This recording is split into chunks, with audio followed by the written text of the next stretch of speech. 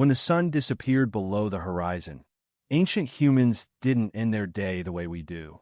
There was no switch to flip, no screen to turn on, no artificial glow to extend time.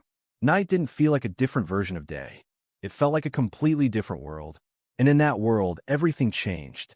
For early humans, darkness wasn't peaceful at first. It was unpredictable. Vision collapsed. Familiar landscapes turned into invisible terrain. Even a short walk could become dangerous. Predators, far more adapted to night vision, began to dominate the hours after sunset.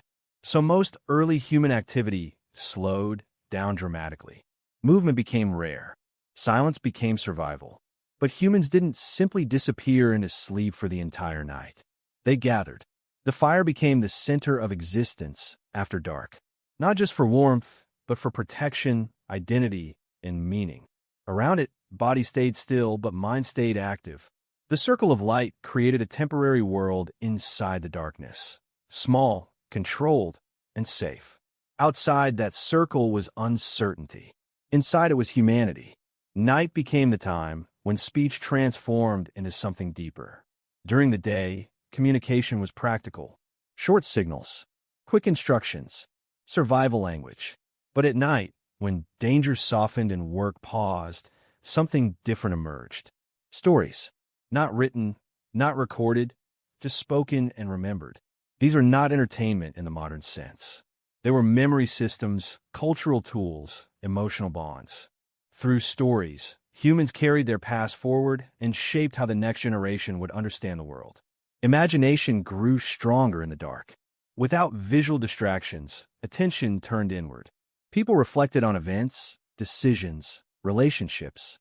The mind, no longer focused on immediate survival tasks, began to wander in ways that daytime rarely allowed.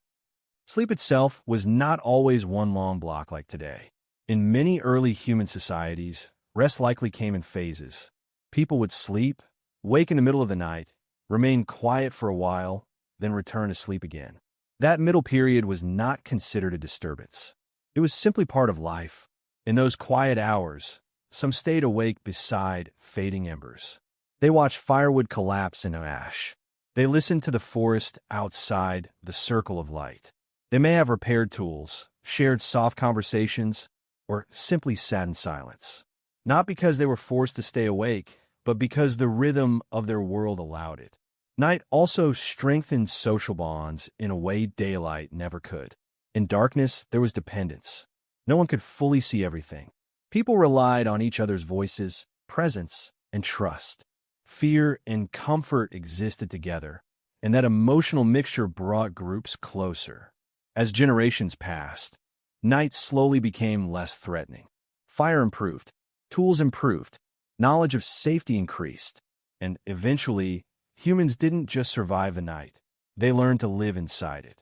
But even then, night remained special. It was never just an absence of light.